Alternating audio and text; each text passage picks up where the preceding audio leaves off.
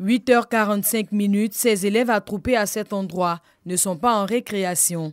Ils sont bel et bien candidats à l'examen du BEPC dans un centre à Port-Bouët.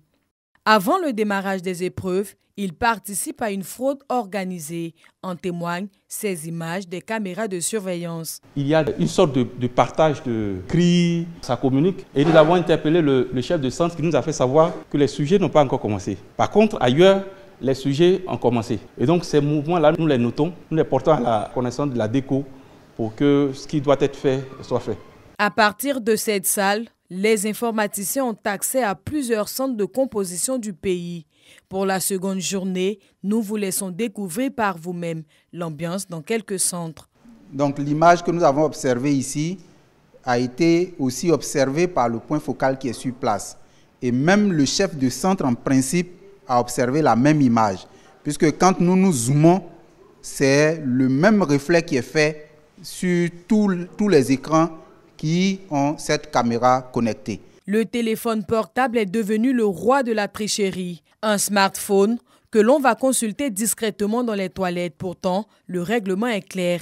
Interdiction d'accéder dans les centres avec cet outil de communication. À Abidjan, comme à l'intérieur du pays, les candidats tentent de frauder à travers le téléphone. De notre position, nous pouvons échanger avec le point focal de la ville de Bouaké. Je remarque qu'il y a un candidat qui détient un téléphone portable.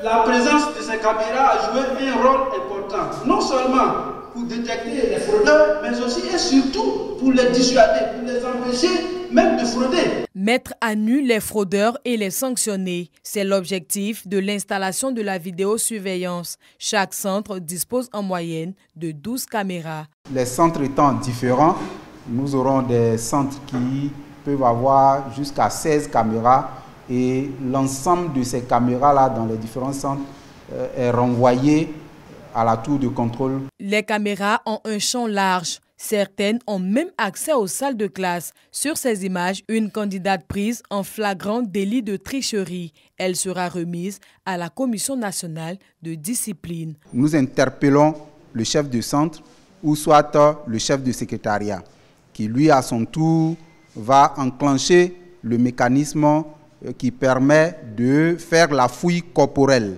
Il y a un mécanisme qui est mis en place par la DECO qui va être enclenché pour la suite. La tricherie est très souvent due à une mauvaise préparation qui peut coûter cher.